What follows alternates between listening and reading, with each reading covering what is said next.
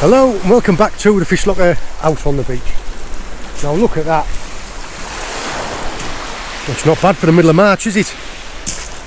I've come down a little bit early. We've still got 3 hours of the ebb to go and I wanted to check out what the clarity was like. I'll show you. Now the clarity to me, that doesn't look so bad. Yeah, it could be the Mediterranean, couldn't it? For the middle of March, God, you can't complain. Yeah, I've wanted to dive at this time last year, but unfortunately with the restrictions in place I couldn't do it. Most of my diving videos have been done in the summer, so I'm interested to see what the difference in sea life's like. Seaweeds, sea creatures, that type of thing. So yeah, I'm excited. March is cold. It's the coldest time of year for the sea temperatures. I've got a 5mm suit, but we'll see how we do. Let's get changed. There we are. Let's go get wet. This time of year the seaweeds are just starting to come back. Kelps, harpoon weeds, sea lettuce and dulse, they're all coming through in great condition. Amazing. First proper craggy cave and I come across a lobster. Fantastic.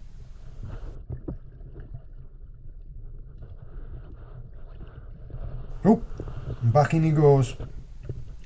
And with just the right amount of persuasion, here he is. You can see that his cutter claw is smaller in comparison than his cruncher. He's lost that sometime last year and he's growing it back. Next year I expect it'll probably be the same size as the other one. They are a lovely colour blue. Their markings are completely unique, just like a fingerprint. Now this one is just about bang on legal. I would have had to measure it to be sure. So my philosophy is, if there's any doubt, let it go. You see here that they swim backwards and yet they walk forwards. I always find that quite funny.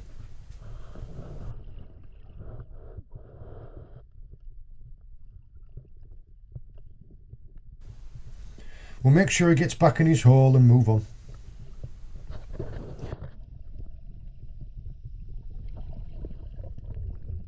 A spiny starfish. He's been growing his legs back too. It's a dangerous life out at sea. Up in here you can see a velvet swimming crab tucked away.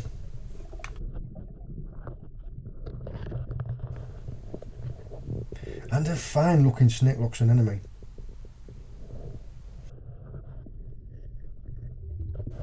Here amongst the pink coral weeds are a couple of lovely twin fan tube worms.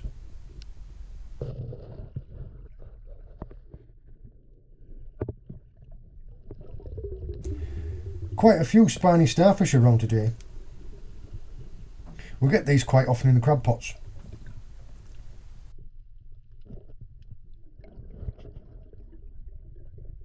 This little outcrop really was wonderful to see, covered in bright coloured seaweeds and snakelocks and enemies.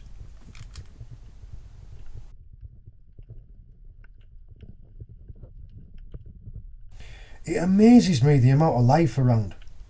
To think the number of people who've swam or sailed past here and don't even know this exists.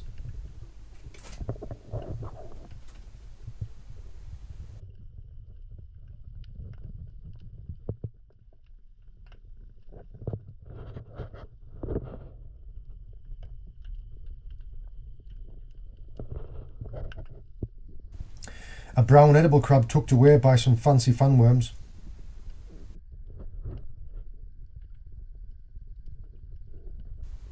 And a bright little two-spotted goby hidden away in there.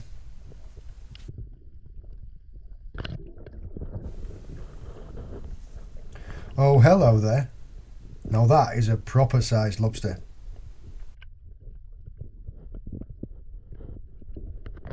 Again, a little polite persuasion and she came out to show off. This lady is the proud mother of up to 20,000 eggs. You see her carrying them there under her tail. She is also sporting what looks like a V-notch that's grown out. That might have been a V-notch last year. Fantastic to see, but this one definitely is going back. Safely back you go and take care, my love.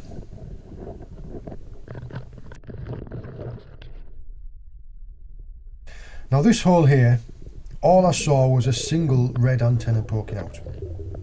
The hole was too narrow to get my head in for a look, so I couldn't actually see the size of this guy straight away.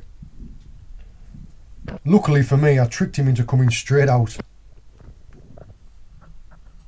Now this was incredible. A totally soft, bright blue lobster. He must have only shed his shell yesterday. He cannot even support the weight of his own body out of the water. No good to eat though, but a stunning specimen all the same.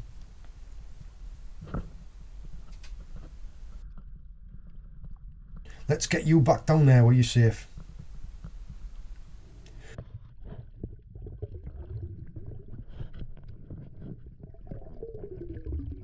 You can see now he's got the water supporting his body that he can cut about just fine. Such a stunning royal blue.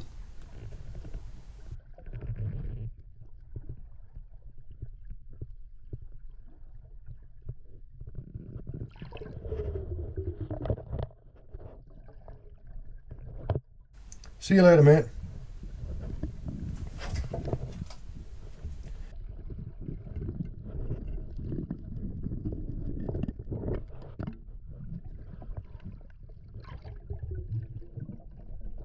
This was the first decent ballon I'd seen, and he was very shy. They do love hiding in caves. This is how they snag you up when you're shore fishing for them.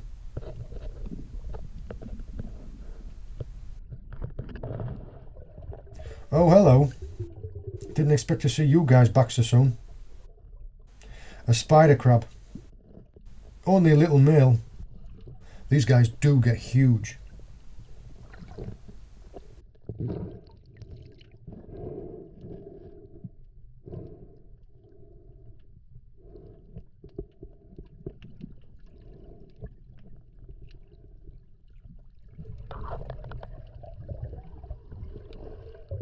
I did see a fair few of these around.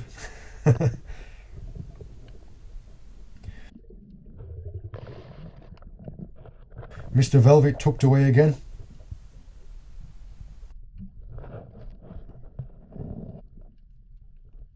And some more lovely looking tube worms. You can really see the tubular structures on these ones, can't you? They are shy though. This has to be one of the biggest clusters of snake locks I've ever seen. Absolutely amazing.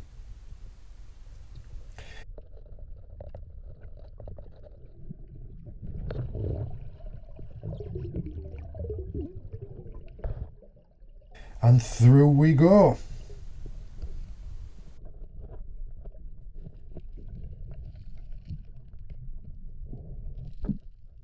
Hello there, fella. Too small to keep, but nice to see.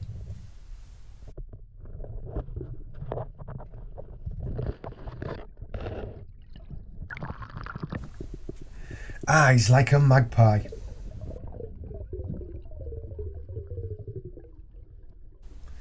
That is a Sidewinder Skerry's Candy King lure. I wonder how long that's been there for. Another incredible cluster of twin fan tube worms. They are wonderful, so pretty and delicate.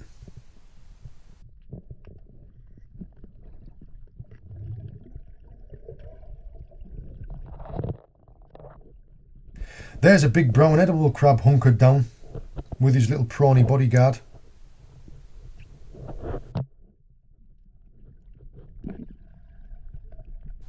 Now this was a good spot.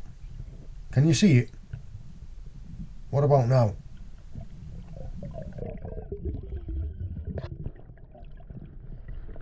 Loads of lobsters today, but again, sadly too small to keep.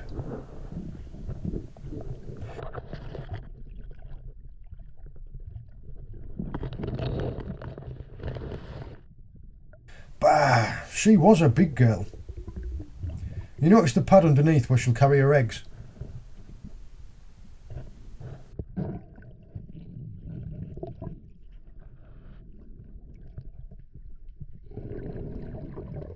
Something here caught my eye.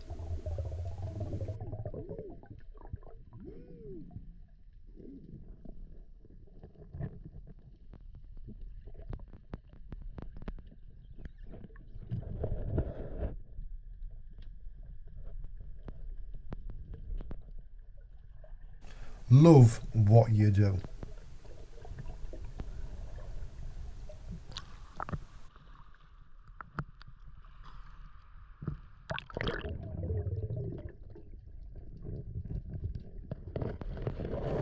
It won't be long before these guys are everywhere.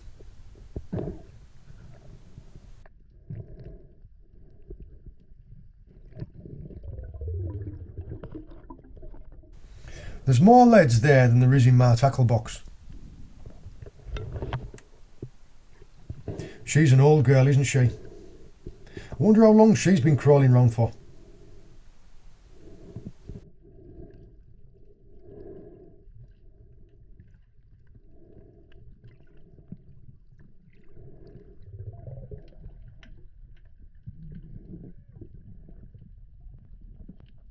I do enjoy seeing these.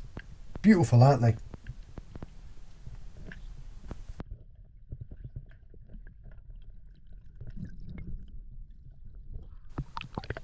They are destructive though. They can wipe out a kelp reef in no time if they get out of control.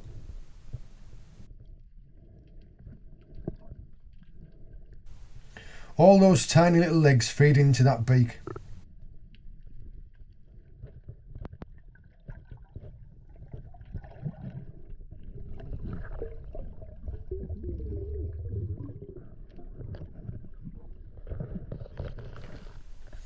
Another little tiny one. Again with a prawny bodyguard.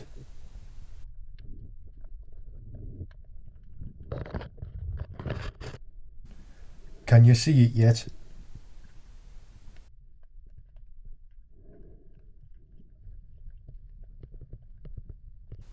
Too fast for me.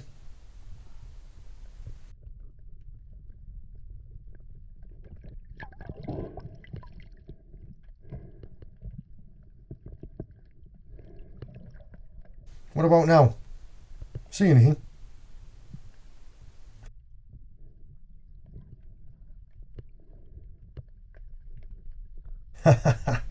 They are cool, aren't they, when they swim?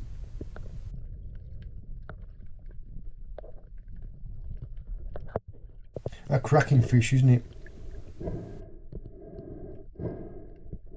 I did contemplate taking this flounder for the table, but I could tell it was full of roe, so I decided to let her go.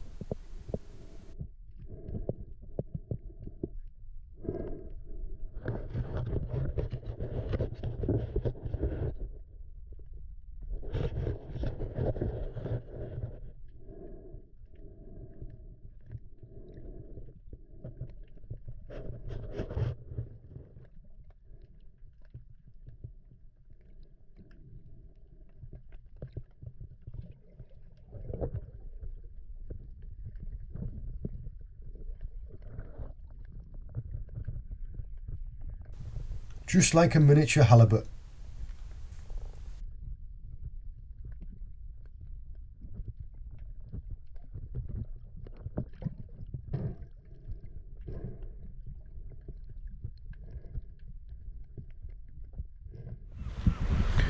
Right, there we are. I'm sorry if I've got I'm sorry if I've got snot on my face. My face is all numb and I can't feel, my fingers are numb as well. It's 4:15. I got in at 11:45, so I feel like I've done alright. But I'll tell you what, these gloves are an absolute godsend. I mean, my hands are frozen now, they are completely numb. But I would have had to come out ages earlier. Fantastic dive, absolutely fantastic. I'd say not an awful lot of fish, but then again, time of year. Not an awful lot of seaweed, but I still saw loads. It'll be in the video. Anyway, I'm going to get back to the van because I'm freezing.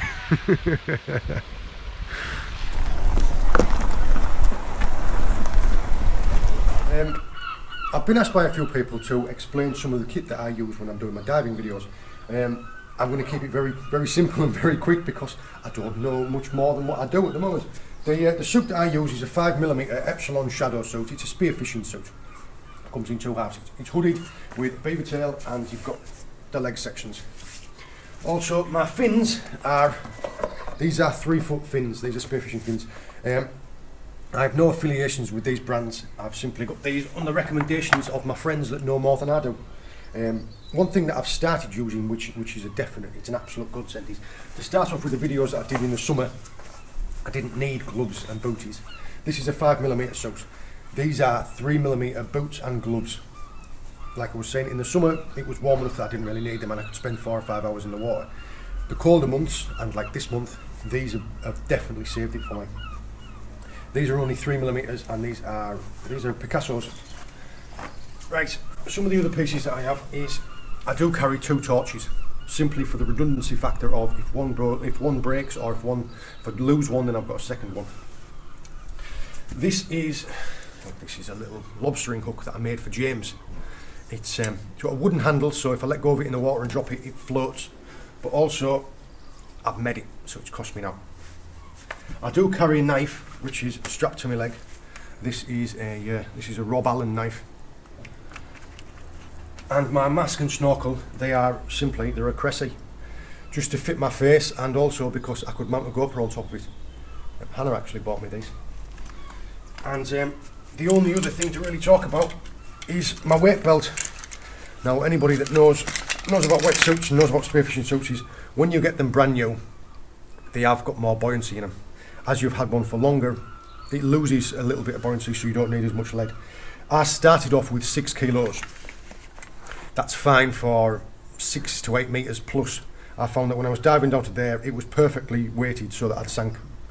When I'm doing shallower dives, 3, 4, 5 meters, I struggled to stay down with 6.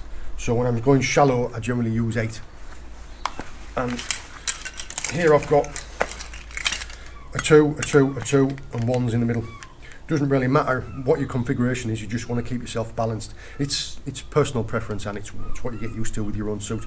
If you're using a thicker suit, a 7mm suit or something thicker, you're going to need more lead. Also on mine is I also carry a D-ring. The reason I've got a D-ring on there is with some of these carabiners, I can clip on things like my foraging hook that just stays onto my belt, or anything else, like if I'm using the flashlight and I want to put it away somewhere, and just clip it onto there and it's safe. And the same way that anything that you clip up, because it's got a quick release from the belt, just drop it if you need to. That's it ultimately. If you want to know any more about any of this, leave me a comment, ask me a question. If I don't know, I will probably know someone who does.